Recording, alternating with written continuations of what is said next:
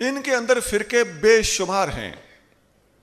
آپ ہمیں تجربہ کار لوگ ہیں، ہماری بات پہ غور بھی کیجیے اور بات مانتے جائیے. ہم قرآن و سنت کی روشنی میں، حقائق کی روشنی میں، سائنس کی روشنی میں اور کھلی آنکھ کے ساتھ مشاہدہ کیے جانے کی روشنی میں ہم گزارشات پیش کر رہے ہیں. ملحد کا لفظی معنی ہوتا ہے ون سائیڈڈ، الحاد، ایک سائیڈ کو ہو جانا. آپ دیکھتے ہیں قبر کو لحد، وہ جو لحد والی قبر ہوتی ہے، بغلی قبر کو لحد والی قبر کہتے ہیں. جو درمیان میں قبر ہوتی ہے وہ عام سادہ قبر ہے، اور جس میں میت کو بغل میں ایک سائیڈ پہ گڑھا کھود کے قبر کی سائیڈ پہ ڈالا جائے اسے کہتے ہیں لحد. اس کو لحد اس لیے کہتے ہیں کہ وہ قبر کے سینٹر بنی ہوتی ہے، ون سائیڈڈ ہوتی ہے. تو اس سے لفظ الحاد بنا. یہ میں لغت سمجھانے کے لیے مثال دے رہا ہوں. تو الحاد کا معنی ہوتا ہے جو مین اسٹریم انسانیت کی ہے اسے چھوڑ چکا ہو اور ون سائیڈڈ ہو چکا ہو، اسے کہتے ہیں ملحد. تو ملحد کا معنی یہ ہے کہ انسانوں میں وکھرا، انسانیت میں جدا، معاشرے سے علیحدہ. اور علیحدہ، جدا، وکھرا، یہ تو میں ہولے ہولے لفظ بول رہا ہوں نا. انسانیت کا باغی بولو تب بھی درست ثابت ہوتا ہے. یہ انسانیت کا باغی ہے جو انسانوں، سب کے سب انسانوں کو چیلنج کرتا ہے، سب کے سب انسانوں کے متفقہ روشوں اور مذہبی تو مذہبی رہے، تہذیبی اور تمدنی تقاضوں پر بھی پورا نہیں اترتا. وہ انسان نہیں ہے، وہ انسانوں میں سے نکلا ہوا ون سائیڈڈ پرسن ہے جس کو ملحد کہا جاتا ہے. اچھا، ان کی جو قسمیں میں بتا رہا تھا اس سے پہلے میں نے اس کا لفظی معنی بتایا. اب وہ قسمیں کیسے تیار ہو جائیں گی؟ پھر جو بھی ون سائیڈڈ ہوگا، مین سٹریم سے ہٹے گا، وہ انسانی سطح پر ہٹا تو معروف ملحد کہلایا. وہ دینی سطح پر ہٹا تو دین کے اندر والا ملحد کہلایا. آپ دیکھیے ان میں ایک طبقہ ایسا ہے ملحدین کے اندر جو انسانیت کو ہی چیلنج کیے بیٹھا ہے. نمبر 2، دوسرا طبقہ ایسا ہے جو قرآن و سنت کو ماننے کا دم بھرتا ہے لیکن قرآن و سنت کی وہ تعبیرات اور تشریحات اور وہ وضاحتیں قبول نہیں کرتا جو قرآن سے، حدیث سے، پوری امت کے متفقہ فیصلوں سے ثابت ہوں. اس میں قادیانی سر فہرست آتے ہیں. یہ ملحدین کا ایک ٹولہ ہے. یہاں میں نے پہلے بتایا تھا کہ آپ کو سمجھ نہیں آئے گی.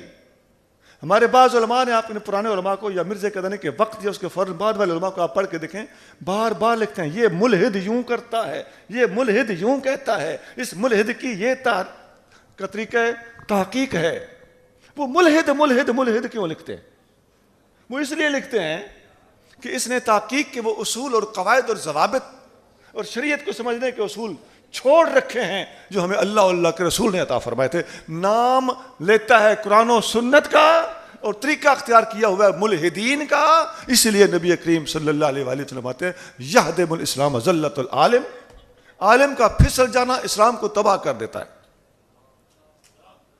وجدال المنافق بالکتاب، اور منافق کا قرآن پڑھنا اسلام کو تباہ کر دیتا ہے. حکم الائمۃ المدلین، اور گمراہ حکمرانوں کی حکمرانیاں اسلام کو تباہ کر دیتی ہیں. یہ فرمان مصطفیٰ ہے، سونا لے جاؤ اور اس پہ غور کرو. یہ سب ملحدین کے رد میں آقا صلی اللہ علیہ وسلم کے تینوں ارشادات موجود ہیں کہ اسلام کو تباہ کرنے والی تین چیزیں ہیں: عالم کا پھسل جانا، منافق کا کتاب قرآن پڑھنا، اور گمراہ حکمرانوں کا حکمرانیاں کرنا. وہ ڈنڈے پہ زور پہ سارا کچھ کر لیتا ہے. اچھا، ایک ملحدین کا اور بھی ٹولہ ہے، وہ ہے مستشرق. اور مستشرقین سے متاثر ہونے والے آپ کے بعض نام نہاد مسلمان جو استشراق کی راہ پہ چلے ہوئے ہیں، حدیث کا انکار کرتے ہیں، معجزے کا انکار کرتے ہیں، سائنس کے مطابق اسلام کو ڈھالنا چاہتے ہیں. یہ میں بتا دوں، قرآن اور اسلام صحیح طے شدہ اور ثابت شدہ سائنس کے خلاف نہیں ہے، لیکن جب سائنس کی تحقیقات آئے دن خود بدلتی رہتی ہیں تو ہم سائنس کے سنگ کے ساتھ اسلام کو کیوں باندھ دیں، جس کا سائز کبھی بڑھتا ہے کبھی گھٹتا ہے؟ اور سائنس کا وہ جانور جس کے مطابق یہ قرآن و سنت کو باندھنا چاہتے ہیں اور اس کا پابند بنانا چاہتے ہیں، یہ جانور خود کبھی کدھر کو رخ کر لیتا ہے، کبھی کدھر کو منہ کر لیتا ہے۔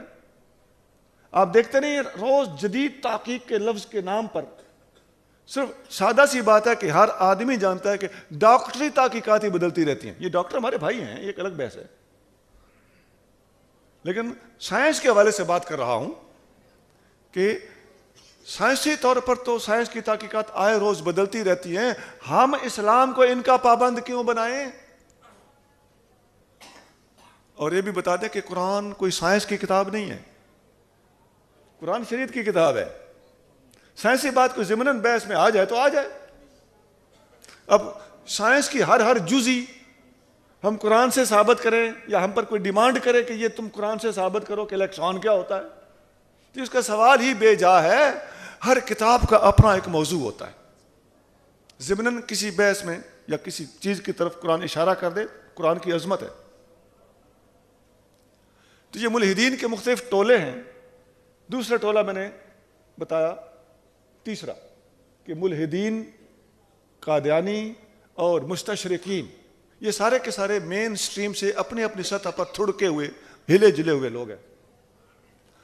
اسی طرح آج کے دور میں ایک آدھ نوجوان ہے جو نیٹ پہ سوار ہے، وہ تمام علماء کو یہ غلط کہتا ہے، یہ سارے کے سارے غلط ہیں جی، یہ بالکل الہاد ہے، یہ ون سائیڈڈ لوگ ہیں، یہ اپنی سطح پر ون سائیڈڈ ہے، بالکل قرآن کچھ کہتا ہے یہ کچھ اور ہی پڑھ رہا ہوتا ہے، حدیثوں کا مجموعہ اور مجموعی طور پر پوری صورتحال کچھ اور تاثر دے رہی ہوتی ہے، یہ ایک آدھ بات پکڑ کے تو اپنا تماشا اور اپنا ٹک ٹاک شروع کر دیتا ہے۔ یا ایک بات میں اس حوالے سے بھی کہہ دوں، آج کل کے نوجوان آپ نے دیکھا ہوگا، نہایت علمی بات بڑے آرام سے سمجھائی جائے تو اس کی لائکنگ کم ہوگی، اور وہی بات تھوڑی سی چمک کے جوش جذبے کے ساتھ کی جائے اور اگلے کو کھری کھری سنا کر کی جائے تو اس کی لائکنگ زیادہ ہوگی۔ سوچو کیا وجہ ہے؟ اس کا مطلب ہے کہ لائک کرنے والوں کو علم سے، حقیقت سے اور دلائل سے غرض نہیں ہوتی، وہ اس تماشے اور ڈرامے اور انداز اور سٹائل کو لائک کر رہا ہوتا ہے جو اس بندے نے اختیار کیا ہے۔ اسی لیے میں نے کہا ہے کہ یہ لوگ مذہبی ٹک ٹاک کو پسند کرتے ہیں۔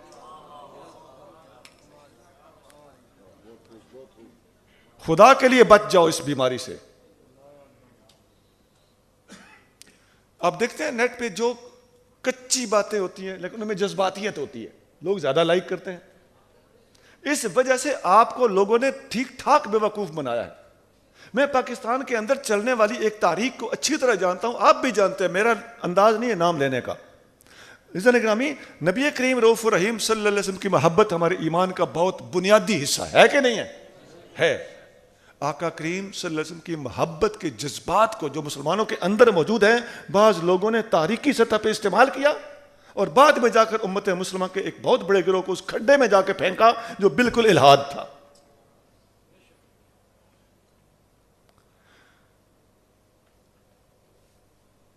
یہ الہاد کی میں مختلف قسمیں بتا رہا ہوں۔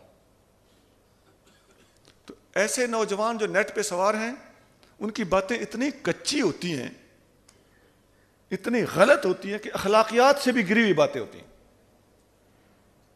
میں اس کی تھوڑی سی وضاحت آگے چل کے تیسرے پورشن میں کروں گا۔ ملحدین کا ایک گروپ اور بھی ہے، وہ گروپ ہے جاہل پیر۔ آپ جانتے ہیں اسٹیج پہ سنیوں کے پیر بیٹھے ہوئے، فقیر کا اپنا تعلق بھی ایک سلسلہ سے ہے۔ درگاہ مشوری شریف میرے مرشد کریم کا اسم گرامی قطب القطاب حضرت سائیں بادشاہ محمد قاسم مشوری ہے۔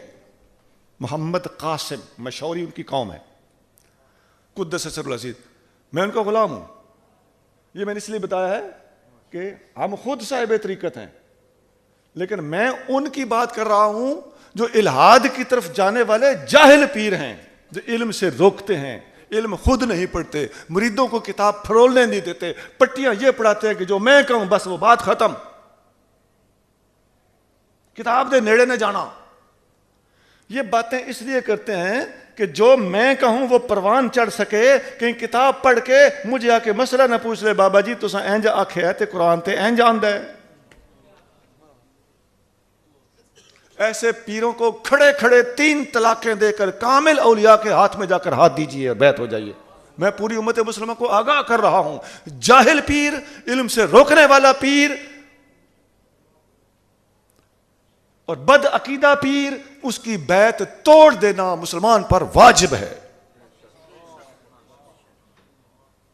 یہ وہاں کا پراپیگنڈا ہوتا ہے, ساڈے حضرت جیا کو نہیں ہے اس زمانے چ, یہ اندر ہر جگہ پہ یہ چیز پائی جاتی ہے. سونا یاد رکھو, مرشد کا عقیدہ ٹھیک ہو, وہ باعمل ہو, وہ عالم ہو, اس کا سلسلہ جڑا ہوا ہو, کامل پیر کی یہ 4 نشانیاں قرآن سے بھی ثابت ہیں, حدیث سے بھی ثابت ہیں, علماء نے بھی لکھی ہے. صحیح عقیدہ, عالم, باعمل, نالے ہوش اجازت, اے شرطاں وچ پیر ضروری, 4 شرطیں, اے شرطاں وچ پیر ضروری, کوئی نہیں شرط ریاضت. اب اس نے گلے میں تسبیح کتنی لٹکائی ہوئی ہے, الٹا کتنے سال لٹکا ہے, پانی میں کھڑے ہو کے حضرت نے چلا کاٹا ہے. مجھے ایک ساتھی بتا رہے تھے کہ ایک حضرت صاحب کو کسی نے کندھوں پہ اٹھایا ہوا تھا, مرید نے, بھائی کیوں اٹھائے ہوئے, خیر ہو, کہنے لگے ان کی ٹانگیں جواب دے گئی. کیا ہوا, یہ 40 دن پانی میں کھڑے رہے, چلا کاٹا ہے. اچھا, اس سے پوچھنے والے نے پوچھا 40 دن پانی میں رہے, اذان کی آواز پانی میں کھڑے تھے تو جاتی تھی؟ جی جاتی تھی. تو یہ پھر بھی پانی میں رہا؟ ہاں جی پانی میں رہا. انہوں نے کہا چوک کے پرے مارے ہو جائے پیر نو, یا چلے کٹتا ہے تو نمازہ نہیں پڑھتا. ان لوگوں نے تو بدنام کیا ہوا دین اسلام کو. کیا حضور صلی اللہ علیہ وسلم نے ایسے چلے کاٹنے کا حکم دیا تھا؟ کسی عامل نے تمہیں کسی پھڈے پہ ڈال دیا؟ کوئی جن پھنسانا چاہتے تھے, موکل پھنسانا چاہتے تھے؟ یہی آج کل پیری مریدی رہ گئی ہے, تویز دھاگا رہ گیا. خدا کی عظمت کی قسم, جو عالم ہوتے ہیں اور علماء کے سوا, امام شافعی کا قول ہے, ہائے ہائے, آپ فرماتے ہیں ان لم یکن العلماء الاولیاء فلیس للہ ولی, اگر عالم اللہ کا ولی نہیں ہے تو پھر اللہ کا ولی ہو ہی کوئی نہیں سکتا.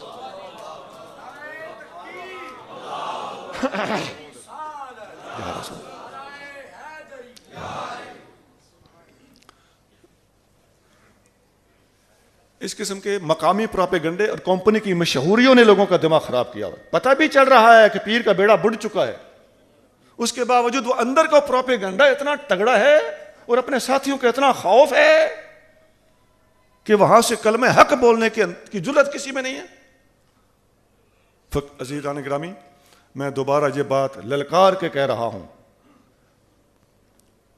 ہم بندے اللہ کے ہیں, امتی سیدنا و مولانا محمد رسول اللہ صلی اللہ علیہ وسلم کے ہیں. جو اللہ, اس کے رسول اور پوری امت کے متفق کا فیصلہ اور بلکہ جمہوری عقائد کے بھی خلاف جاتا ہے, اس نو چک کے مار,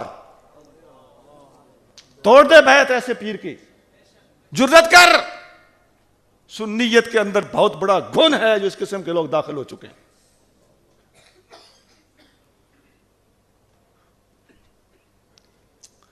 اچھا, یہ میں ان ملحدین کی بہت ساری قسمیں آپ کو بتا رہا ہوں.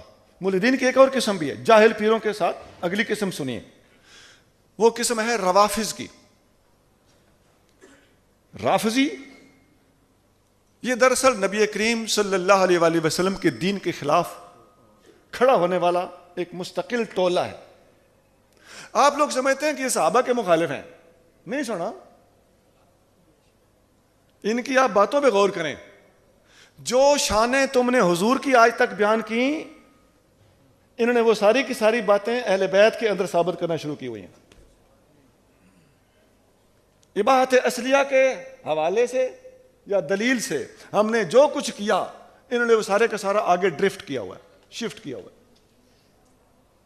اگر سمجھتے ہے تو میری بہت گہری بات ہے, سمجھ گئے ہوگے. نبی کریم رؤوف رحیم صلی اللہ علیہ وسلم کی بہت بڑی کامیابی, شاید سب سے بڑی کامیابی یہ ہو کہ آقا صلی اللہ علیہ وآلہ وسلم نے بندے تیار کیے. جو قیامت تک کے لیے ہدایت کے ستارے ہیں. آقا صلی اللہ علیہ وسلم کی اتنی بڑی عظمت کو چیلنج کون کرتا ہے؟ یہی وہ ٹولہ ہے جو آقا کی اس عظمت کا منکر ہے. کہتے ہیں یہ سارے معاذ اللہ منافق تھے. عزیزان گرامی، ان کے پاس دین کی الف بے تک نہیں ہے. خدا کی قسم یہ کہتے ہیں کہ صحابہ منافق تھے. مطلب کیا ہے؟ اندر کچھ تھا اور باہر کچھ تھا. دوسری طرف یہ کہتے ہیں اہل بیت تقیہ کرتے تھے. مطلب کیا ہے؟ ان کے بھی اندر کچھ تھا اور باہر کچھ اور تھا. تو صحابہ کے بارے میں منافقت کا فتویٰ انہوں نے دے دیا، اہل بیت کے بارے میں تقیہ کا فتویٰ انہوں نے دے دیا، تاکہ حضور کو بھی تقیہ کے حوالے ان لوگوں نے تقیہ کرنے والا قرار دے دیا. تو نتیجہ کیا نکلا؟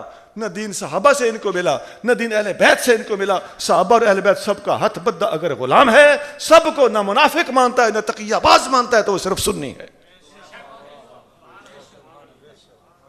ہم نے ان سب سے دین سیکھا ہے.